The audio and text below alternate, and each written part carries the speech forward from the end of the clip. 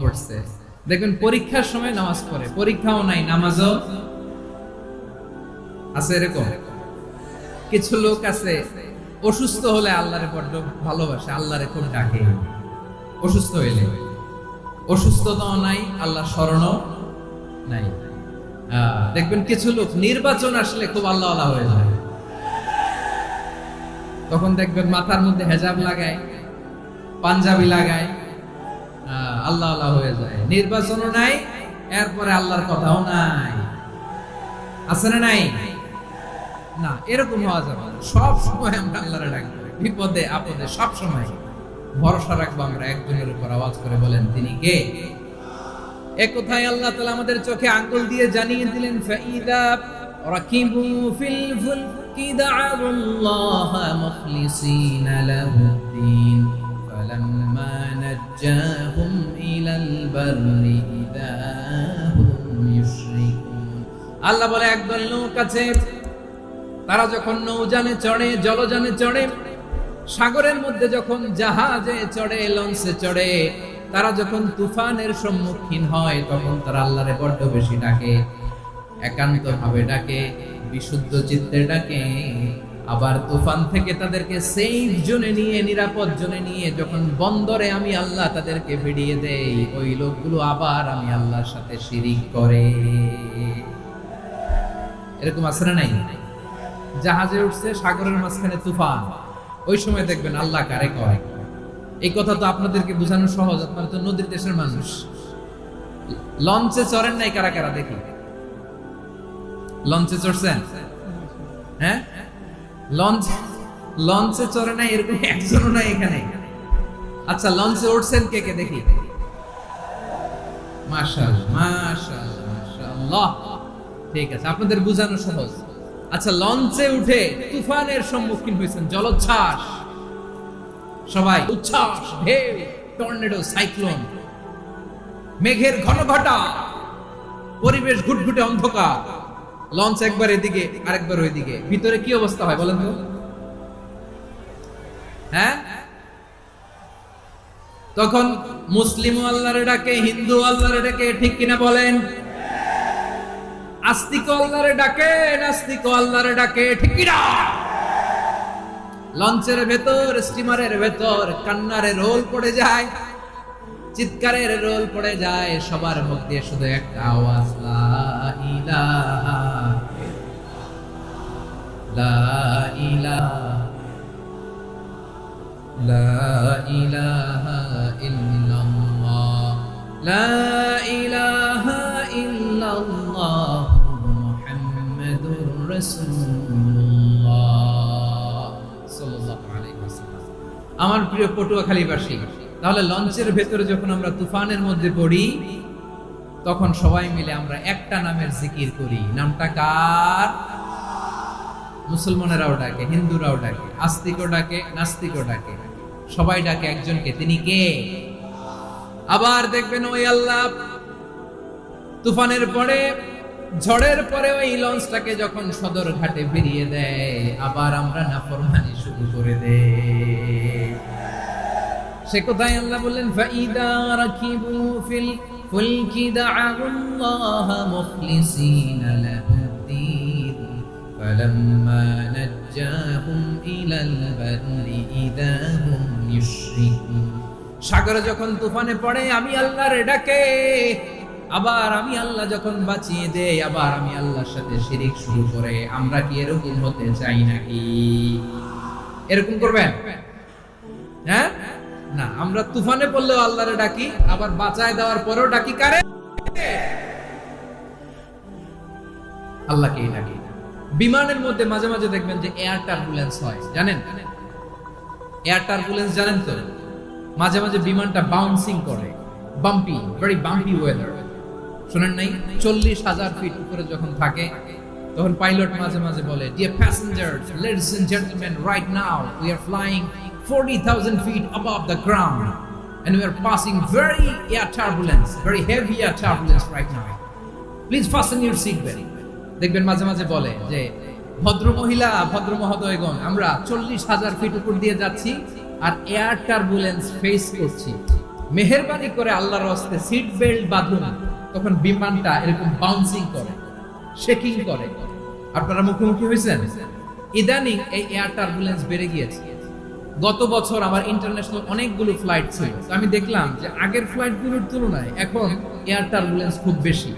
আমি একটু রিসার্চ করে দেখলাম, ক্লাইমেট চেঞ্জের কারণে, জলবায়ু পরিবর্তনের কারণে আকাশের বাতাসের মুভমেন্টে পরিবর্তন হয়েছে, ফলে এখন বিমান শেকিং করে বেশি, বাউন্সিং, বাম্পি ওয়েদার। তো বলেন তো 40,000 ফিট উপরে যখন আপনি, কয় হাজার ফিট, সবাই বলুন কয় হাজার ফিট, 40,000 ফিট উপরে যখন আপনি, তখন যখন বিমানটা এরকম বাউন্সিং করে, সবাই যখন ভমিটিং করে বিমান নষ্ট করে দেয়, বমি করে, তখন বাঁচানোর কে আছে? আল্লাহ ছাড়া কেউ আছে? ওই মুহূর্তেও সবাই মিলে একজনকে ডাকে আওয়াজ করে বলেন তিনি কে?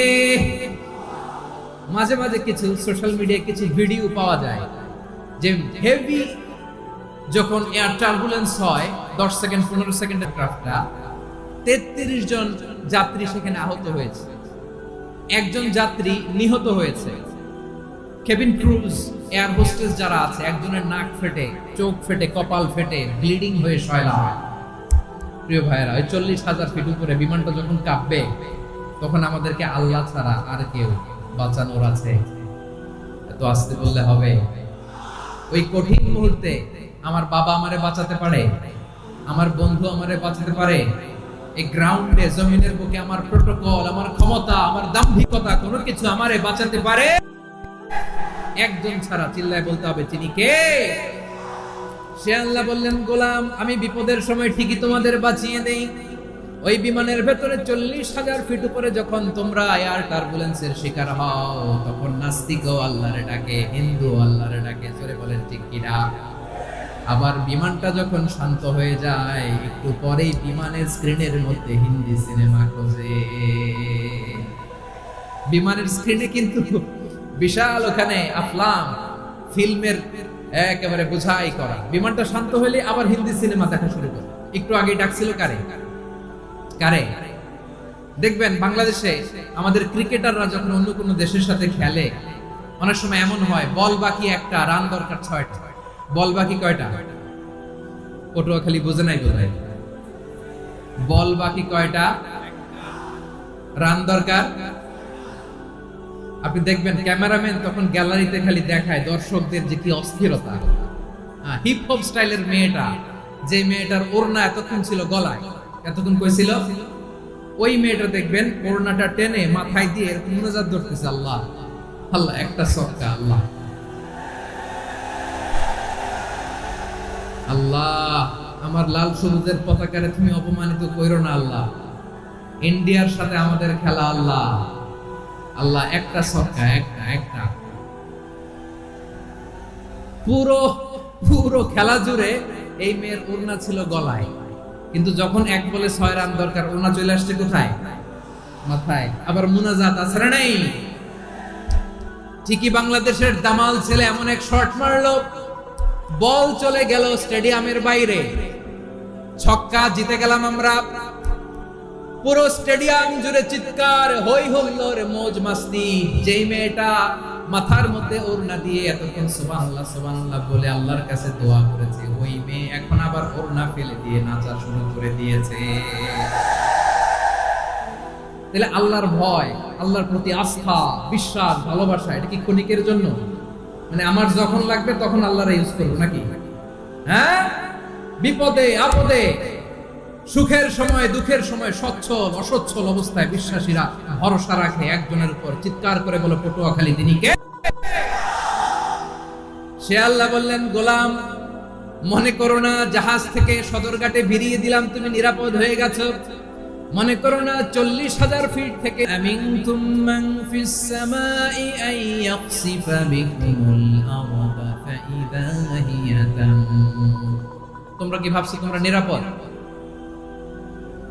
সাগরের মধ্যে তুফান, আল্লাহ আল্লাহ ডাকলাম, সদরঘাটে যেয়ে পড়ছি, বাইসে গেছেন তো আপনি।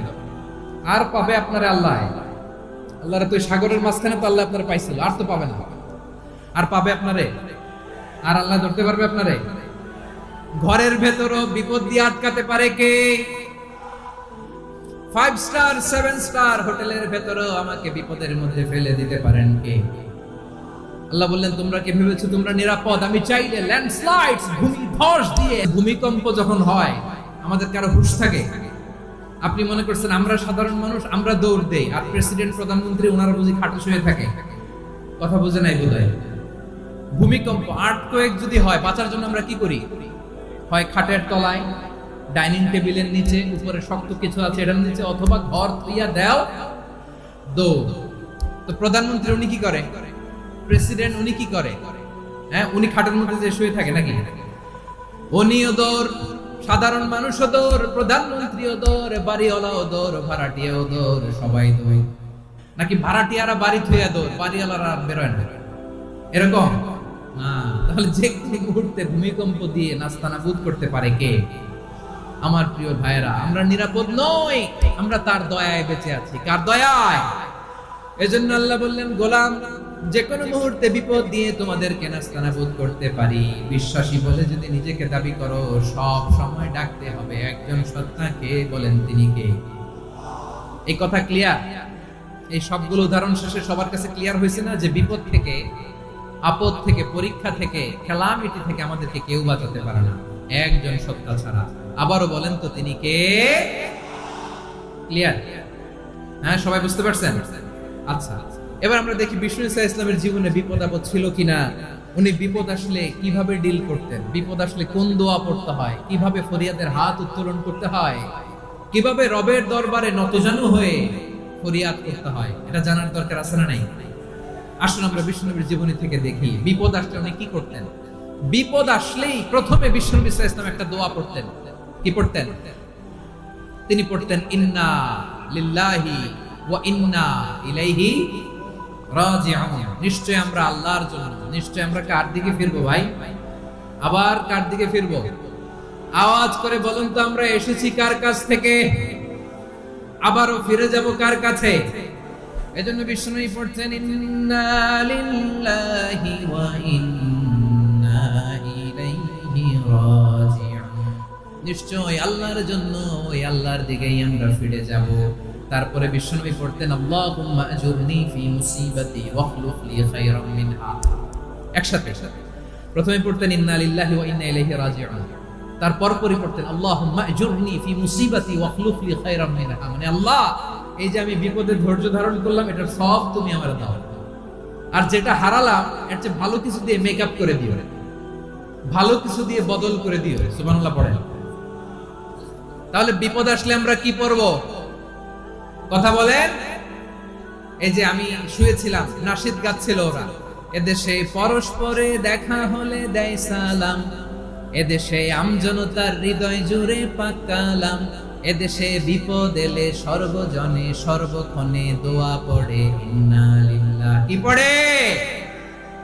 সুবহানাল্লাহ সুবহানাল্লাহ সুবহানাল্লাহ সুবহানাল্লাহ। এদেশে আজান শুনে সূর্য ওঠে সকল গ্রামে, এদেশে আজান শুনে সূর্য ডুবে শুনবানামে, এদেশে সকল কাজে সবাই বলে বিসমিল্লাহ, এদেশে ভালো কিছু দেখে শুনে হাসি মুখে সবাই বলে মাশাআল্লাহ। সুবহানাল্লাহ পড়ে।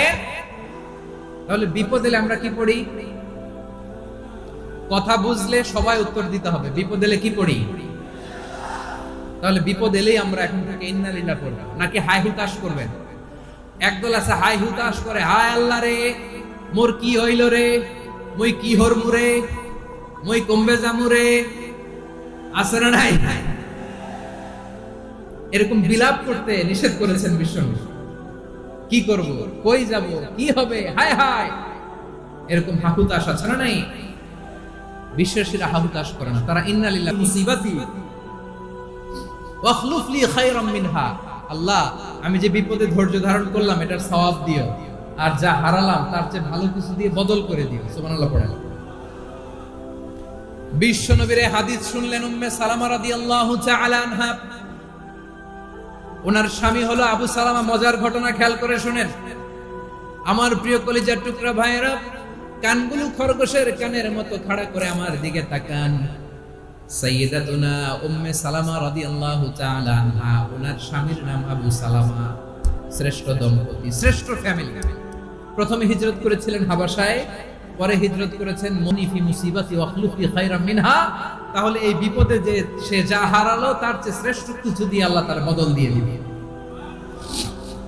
এই হাদিস শুনে উম্মে সালামা রাদিয়াল্লাহু তাআলা আনহা ওনার প্রাণ প্রিয় স্বামী আবু সালামার ইন্তেকালের পরে চোখের পানি ছাড়ে আর পড়ে ইন্না লিল্লাহি ওয়া ইন্না ইলাইহি রাজিউন, আল্লাহুম্মা আজুরনি ফি মুসিবাতি ওয়াখলুফনি খায়রাম মিনহা। বারবার এই দোয়া পড়ে চোখের পানি ছাড়ে, এই দোয়া পড়ে চোখের পানি ছাড়ে, আর মনে মনে বলে আবু সালামার মতো ভালো মানুষ মদিনাতে নাই, আবু সালামার চেয়েও ভালো মানুষ মদিনাতে নাই, তার চেয়ে ভালো মানুষ কি করে আল্লাহ তাআলা আমারে দিবে, তার চেয়ে ভালো মানুষ তো আমি মদিনাতে দেখি না। চোখের পানি দিয়ে বুক ভাসায় আর নবীর হাদিসের উপর আমল করে পড়ে ইন্না লিল্লাহি ওয়া ইন্না ইলাইহি রাজিউন, ইন্না লিল্লাহি ওয়া ইন্না ইলাইহি রাজিউন। পড়তে পড়তে চোখের পানি ছাড়ে আর চিন্তা করে বিশ্বনবী বললেন, এই দোয়া পড়লে যেটা হারালাম তার চেয়ে ভালো কিছু দিয়ে আল্লাহ পুরস্কার দেয়। আবু সালামার চেয়ে ভালো মানুষ মদিনার মধ্যে আর কে হতে পারে? কি আজীব তামাশা, কি অবাক করা ঘটনা। কিছুদিন পরে দেখা গেল সাইয়্যিদুল মুরসালিন রাহমাতাল লিল আলামিন স্বয়ং বিশ্ব নবী উম্মে সালামাকে বিয়ের প্রস্তাব পাঠিয়েছে। স্বয়ং বিশ্ব নবী উম্মে সালামা রাদিয়াল্লাহু তাআলা থেকে বিয়ের প্রস্তাব পাঠিয়েছেন। উনি রাজি হয়ে গেলেন, বিয়ে হয়ে গেল, উনি হয়ে গেলেন উম্মুল মুমিনিন, আমাদের মা, পুরো মুসলিম উম্মার মা। চিৎকার করে বলেন আল্লাহু আকবার। তাহলে আমার প্রাণপ্রিয় ভাইরা, বিপদে পড়লে আমরা পড়ব ইন্না লিল্লাহি ওয়া ইন্না ইলাইহি রাজিউন, আল্লাহুম্মা আজুরনি ফি মুসিবাতি ওয়াখলুফনি খায়রাম মিনহা। পড়বেন? পড়বেন না? যারা যারা বিপদ আসলে এই দোয়াটা পড়বেন এখন থেকে আওয়াজ করে ইনশাআল্লাহ বলেন। যা হারাইছেন তার চেয়ে শ্রেষ্ঠ জিনিস দিয়ে বদলা দিবে কে? বিশ্বাস হয়? একটু সন্দেহ লাগে না? একটু সন্দেহ আছে? যাদের বিশ্বাস হবে তাদের কি আল্লাহ উত্তম বদলা দিবে, ঠিক কিনা বলেন? তাহলে বিপদে পড়লেই প্রথমে আমরা এটা পড়ি। দোয়াগুলো যদি এখন মুখস্থ না হয়, এই যে রেকর্ডিং হচ্ছে, পেয়ে যাবে, কালকেই পেয়ে যাবে, শুনে শুনে মুখস্থ করবে। আমার মায়েরা, আমার বোনেরা, আপনাদের জন্য 3টি মাঠের অ্যারেঞ্জমেন্ট করা হয়েছে, আমি জানি। আপনারাও এই দোয়াগুলো পড়বেন, আপনার স্বামীকে শেখাবেন, সন্তানকে শেখাবেন, আপনার পুরো পরিবারটাকে জান্নাতের টুকরো বানিয়ে দিবে কে? তাহলে বিপদ আসলে প্রথমে কি পড়তে হবে এটা জেনে গেলাম। এরপরে বিপদ আসলে নিজেকে কি করে আল্লাহর কাছে সঁপে দিতে হয় এটাও জানার দরকার আছে না নাই? বিপদে প্রথমে ইন্না লিল্লাহ করলাম, ধৈর্য ধারণ করলাম, বিপদ থেকে উদ্ধারের সর্বোচ্চ চেষ্টা করলাম।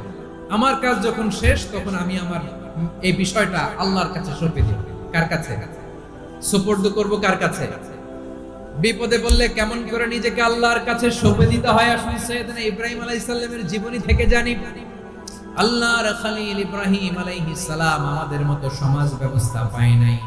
আমরা জন্মের পরে আমাদের কানের ভেতরে আজান দিয়েছে কে? একামত দিয়েছে কে? আমাদের বাপ-দাদারা আমাদের কানে আজান দিয়েছে কি? দেয় নাই। এনভায়রনমেন্ট পেয়েছেন আমাদের ইব্রাহিম খলিল, উনিও কি এরকম পেয়েছিলেন? হ্যাঁ, উনি জন্মের পর পরে ওনার কানে আজান দিয়েছে কেউ? আমার প্রিয় ভাইরা, আগা গোড়া একটা শিরকি পরিবেশ উনি জন্মগ্রহণ করেছেন। উনি ছাড়া ওই তল্লাটে একজনও আল্লাহর উপর বিশ্বাসী নাই। কল্পনা করতে পারেন? গোটা তল্লাটে, গোটা দেশে বিশ্বাসী মুমিন, আল্লাহর উপর বিশ্বাস স্থাপনকারী কয়জন? সবাই বলেন কয়জন? বাকি সব মুশরিক। বাকি সব মুশরিক নিজের সাথে নিজে শক্ত বোঝাপড়া করে, অ্যানালজি করে, সেলফ কনভারসেশন করে উনি মহা সত্যের সন্ধান পেয়েছে। উনি আকাশের তারা দেখে ভাবে মনে হয় এটাই আমার খোদা, পরে দেখে তারা নাই, মনে মনে বলে না তাইলে এটা না। আবার চাঁদ দেখে বলে চাঁদটা বড় মায়া লাগে, মনে হয় এটাই আমার রব, পরে দেখে চাঁদও নাই, কয় না এটা না। এরপরে দ্বীপ প্রহরের জলজলে সূর্যটা খা খা করে গোটা পৃথিবীটারে রৌদ্র দিয়ে তাতিয়ে রাখে। তিনি ভাবলেন মনে হয় এটাই আমার রব, কারণ এটাই তো সবচেয়ে বড়। কিন্তু বিকেল বেলা ওই সূর্যটাও যখন চলে যায়, সাইয়েদনা ইব্রাহিম বলে না এটাও তো নাই, আমার খোদা যদি আমারে ছেড়ে চলে যায়, বিপদে পড়লে আমারে উদ্ধার করবে কে? এভাবে নিজের সাথে অ্যানালজি, সেলফ কনভারসেশন করতে করতে করতে তিনি মহা সত্যের সন্ধান পেয়েছেন। সুবহানাল্লাহ। সব শেষে তিনি ডিসিশন নিয়ে ঘোষণা দিলেন, ইন্নী ওয়াজ্জাহাতু ওয়াজহিয়া লিল্লাযী ফাতারাস সামাওয়াতি সামাওয়াতি ওয়াল আরদ হানিফান ওয়া মা আনা মিনাল মুশরিকিন। নিশ্চয় আমি এমন সত্তার দিকে মনোনিবেশ করলাম, মুখাপেক্ষী হলাম, যিনি আকাশ বানিয়েছেন, জমিন বানিয়েছেন, আমি মুশরিক নই। সুবহানাল্লাহ। পারতেন, আপনি পারতেন? কেউ নাই, লক্ষ লক্ষ মুশরিক, আপনি একা। ওনার মতো এরকম বিচক্ষণতা দিয়ে আল্লাহরে খুঁজে পাইতে পারতেন আপনি?